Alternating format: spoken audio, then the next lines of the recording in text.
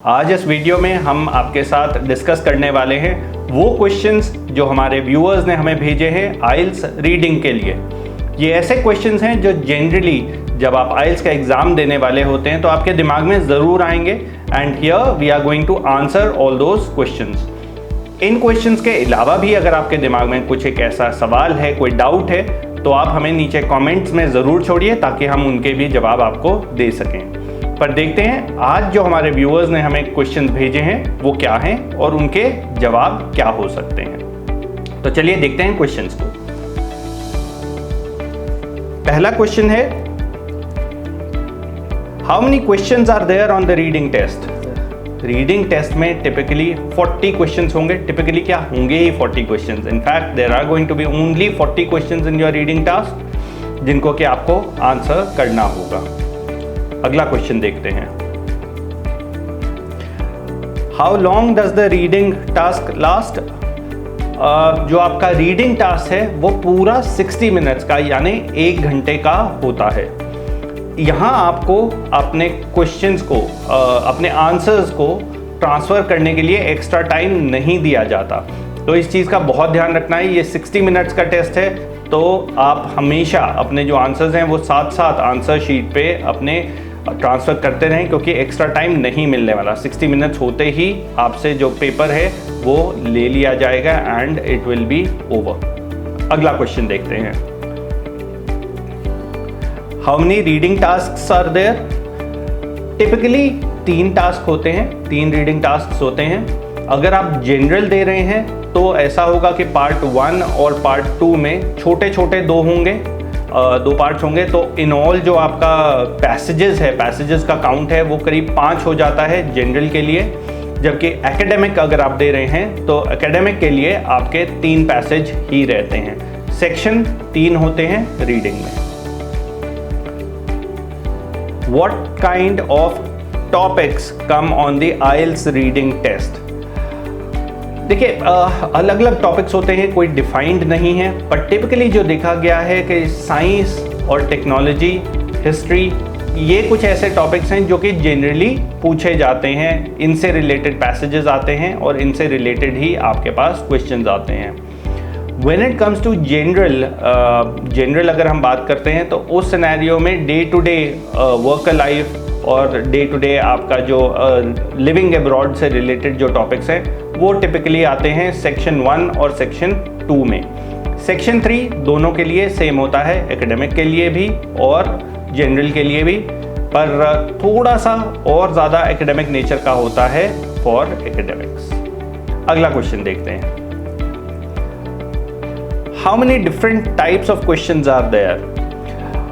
There are a total of 14 different question types. 14 different type के questions होते हैं। अगर हम IELTS की वेबसाइट पे भी जाते हैं तो वो बहुत क्लियरली मेंशन्ड हैं कि वो 14 कौन से क्वेश्चन टाइप्स हैं। अगर आपने उनकी डिटेल लेनी है, अगर आपको पता करना है कि वो कौन से क्वेश्चन टाइप्स हैं और आप उनको कैसे हैंडल कर सकते हैं, तो द लर्निंग डेस्क के यूट्यूब चैनल पे बहुत से हमने वीडियोज़ भी बनाए हुए हैं हर क्वेश्चन को लेके कि उसको क्वेश्चन को आप कैसे हैंडल कर सकते हैं और वो क्या क्वेश्चन टाइप होता है।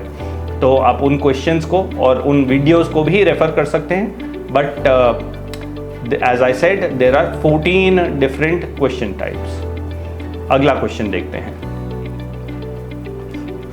How long should each reading take. जैसे कि हमने बात की या कि 3 डिफरेंट सेक्शंस हैं तो कितना टाइम लगाना चाहिए हर सेक्शन पे।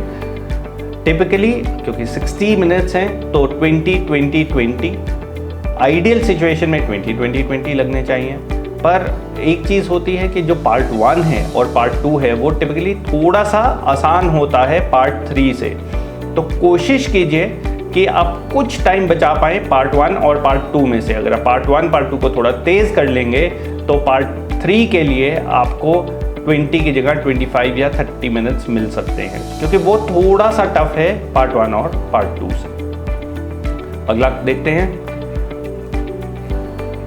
When should I write on the answer sheet? Answer sheet पे कब लिखना चाहिए? आंसर शीट पे जैसे मैंने पहले कहा साथ के साथ लिखिए। कोशिश कीजिए आप साथ के साथ लिख रहे हैं अगर किसी वर्ड के स्पेलिंग आपको कंफर्म नहीं है या आप बहुत डाउट में हैं तो आप उसको कहीं और पहले रफ में लिख लीजिए। But typically what I would recommend is कि आप साथ के साथ अपना जो आंसर है उसको ट्रांसफ़र कीजिए, क्योंकि एंड में एक्स्ट्रा टाइम नहीं मिलने वाला। 60 मिनट्स है, 60 मिनट्स में ही टेस्ट ओवर हो जाएगा, तो आंसर साथ के साथ ट्रांसफ़र कीजिए। अगला क्वेश्चन हमसे पूछा है कि can I right in all Capitals, यानी मैं कैपिटल लेटर्स में लिख सकता हूँ? बिल्कुल लिख सकते हैं, कोई फ़र्क नहीं पड़ेगा। आप स्मॉल में लिख सकते हैं, कैपिटल में लिख सकते हैं, कॉम्बिनेशन ऑफ द टू में लिख सकते हैं, जैसे भी आप कंफर्टेबल हैं वैसे लिखिए। एक जो एडवाइस है मेरी तरफ से ये होगी कि आप कैपिटल लिखेंगे तो वो ज़्यादा क्लियर होगा। कई बार हमारी हैंडराइटिंग इतनी साफ़ नहीं होती, आदत नहीं रह जाती है लिखने की, तो अगर आपका लिखा हुआ एग्ज़ामिनर पढ़ नहीं पाए तो आपको स्कोर नहीं दे पाएंगे। तो इसीलिए कोशिश कीजिए कि आप कैपिटल्स में ही लिखें ताकि वो लेजिबल हो और जो एग्ज़ामिनर हैं वो इसे आसानी से पढ़ पाएँ। इज़ कैपिटलाइजेशन इम्पॉर्टेंट, ये भी सेम ही क्वेश्चन उन्होंने पूछा हुआ है कि कैपिटल में लिखना ज़रूरी है। ज़रूरी नहीं है, मर्ज़ी है, आपकी मर्ज़ी है। आप चाहे तो छोटे में लिखें, बड़े में लिखें, दोनों के मिक्सचर में लिखें। It is completely up to you. Is spelling important? Spelling important है क्या?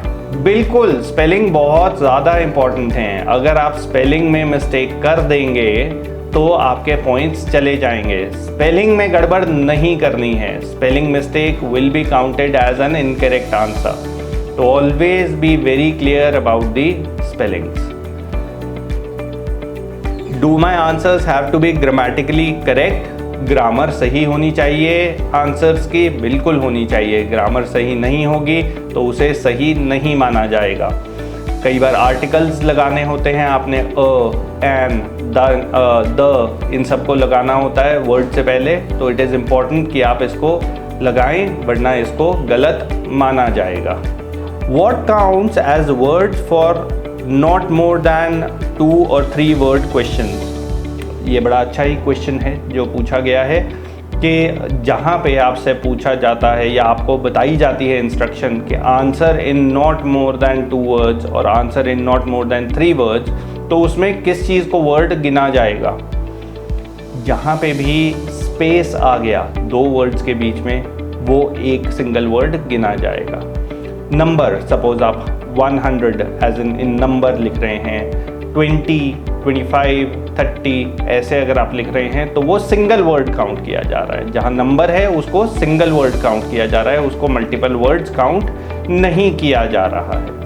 बट जहाँ पे भी आप हाइफनेटेड वर्ड यूज़ कर रहे हैं, यानी 2 वर्ड्स के बीच में हाइफन दे रहे हैं, उसको भी सिंगल वर्ड काउंट किया जाएगा। बट अगर 2 वर्ड्स के बीच में आप स्पेस दे देंगे तो उसे 2 वर्ड्स काउंट किया जाएगा।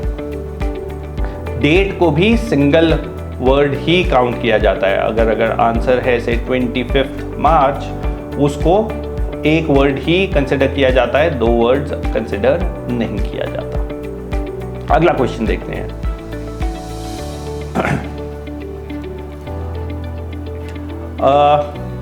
Do wrong answers hurt my scores more than the blank ones? Reading में, आइल्स रीडिंग में नेगेटिव मार्किंग नहीं होती, तो गलत आंसर के कोई भी मार्क्स डिडक्ट नहीं किए जाते। पर अगर आप ब्लैंक छोड़ देंगे तो उसके ऑब्वियसली आपको स्कोर नहीं मिलेंगे। तो कभी भी अपने आंसर को ब्लैंक मत छोड़िए। Suppose true false not given वाला क्वेश्चन है, आपको नहीं समझ में आ रहा कि ये फॉल्स है या नॉट गिवन है, तो दोनों में से एक कुछ भी लिख दीजिए। कई बार अगर आपका तुक्का चल जाता है तो आपको पॉइंट मिल जाएगा, बट अगर आप खाली छोड़ेंगे तो ऑब्वियसली आपको वहाँ पे स्कोर नहीं मिलेगा। इस चीज़ का ध्यान रखना है। How is reading task made? Reading task जो आपका है वो कैम्ब्रिज बनाता है। ये बहुत ही लॉन्ग ड्रॉन प्रोसेस होता है एंड बहुत ज़्यादा जो एग्ज़ामिनर्स हैं या जो टीचर्स हैं उनकी बहुत ज़्यादा रिसर्च के बाद ही ये टेस्ट्स बनते हैं। बट हमें इस चीज़ की बहुत ज़्यादा इम्पोर्टेंस नहीं है कि वो कैसे बनते हैं। हमारी जो पूरी एफ़र्ट होनी चाहिए इस पे होनी चाहिए कि हम उसको कैसे सॉल्व करने वाले हैं, उस चीज़ को हमने देखना है। How is reading task marked? अगला सवाल है कि उसकी मार्किंग कैसे की जाती है। टिपिकली क्या होता है कि अगर तो आप पेपर बेस दे रहे हैं तो आपके जो एग्जामिनर्स हैं, जो आपके कंट्री में एग्जामिनर्स हैं, वो उसको मार्क करेंगे, उसको टैली करेंगे और उसके बेसिस पे आपको बैंड स्कोर्स दिए जाते हैं। Do the readings go more difficult as they go on? बिल्कुल, ये मैंने जैसे पहले भी कहा, जो आपका रीडिंग टेस्ट है वो थोड़ा थोड़ा मुश्किल होता रहता है। Part 1, part 2, part 3। पार्ट 3 थोड़ा ज़्यादा डिफ़िकल्ट होता है एज़ कम्पेयर टू पार्ट 1। बहुत ज़्यादा नहीं, बट यस थोड़ा थोड़ा डिफ़िकल्ट ज़रूर होता है। Should I first read the questions और द पैराग्राफ? देखिए, इसका कोई सही जवाब, एक जवाब नहीं है। अलग अलग स्ट्रैटेजीज़ हैं और अलग अलग लोग डिफरेंट स्ट्रैटेजीज़ को यूज़ करते हैं। हमारी जो स्ट्रैटेजी है वो ये कहती है कि आप पहले क्वेश्चन पढ़ लीजिए, 1 मिनट लगा के, 1 या 2 मिनट मैक्सिमम लगाइए पहले स्किमिंग करने में। स्किमिंग यानी सिर्फ आइडिया लेने में कि पैराग्राफ जो पैसेज है वो किस बारे में है। 1-1, 2-2 लाइन सिर्फ हम पढ़ते हैं, उसमें पहली लाइन पढ़ते हैं पैसेज की, ताकि आइडिया लग जाए कि पैसेज किस बारे में है। 2 मिनट से ऊपर नहीं लगाने। उसके बाद हम सीधा क्वेश्चन पे जाएंगे एंड क्वेश्चन बाय क्वेश्चन हम उसके कीवर्ड्स देखेंगे, क्वेश्चन को समझेंगे, फिर ही पैसेज पढ़ेंगे। This is the strategy that we typically use. अगर आप हमारे और भी रीडिंग से रिलेटेड वीडियोस देखेंगे तो वहाँ पे हमने इस स्ट्रैटेजी को और क्लियरली और डिटेल में एक्सप्लेन किया हुआ है। तो आप उन वीडियोस को फॉलो कीजिए ताकि आपको पता लग जाए कि कैसे आप इन क्वेश्चंस को सॉल्व कर सकते हैं। डू द क्वेश्चंस और the answers come in order? ज़रूरी नहीं है। कुछ क्वेश्चन टाइप्स हैं जैसे ट्रू, फॉल्स, नॉट गिवन या समरी कंप्लीशन। इनमें जो क्वेश्चंस हैं, जो आंसर्स हैं, they come in order, but there are other questions like match headings, जहाँ questions do not come in order. वहाँ पे वो ऑर्डर में नहीं होते हैं, कुछ पहले हो सकता है, कुछ बाद में हो सकता है। अगेन, जैसे मैंने पहले कहा, ये स्ट्रैटेजीज हमने डिटेल में डिस्कस की हुई हैं। आप रेलेवेंट वीडियोज़ पे जाइए और आपको ये वाली स्ट्रैटेजीज मिलेंगी। डिस्क्रिप्शन में भी हमने इन वीडियोस के लिंक्स आपके लिए डाले हुए हैं। अगला क्वेश्चन देखते हैं। Is there a difference between general and academic reading?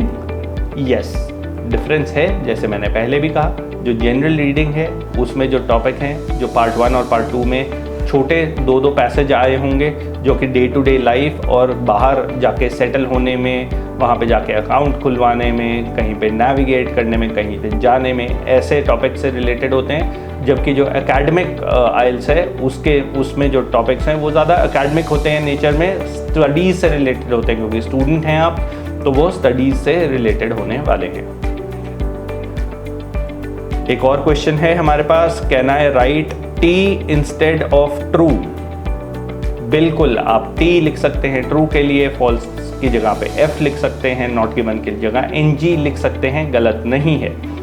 पर ऐसा मत कीजिए, आंसर पूरा लिखिए। आप ट्रू, फॉल्स, नॉट गिवन पूरा लिखिए, इसमें कोई बहुत ज़्यादा टाइम नहीं लगेगा। क्योंकि अगर आप सिंगल लेटर लिखते हैं और वो किसी वजह से क्लियर नहीं होता, जब आंसर चेक होने जाता है तो आपके पॉइंट्स लूज हो जाएंगे। तो it's better to be safe than sorry.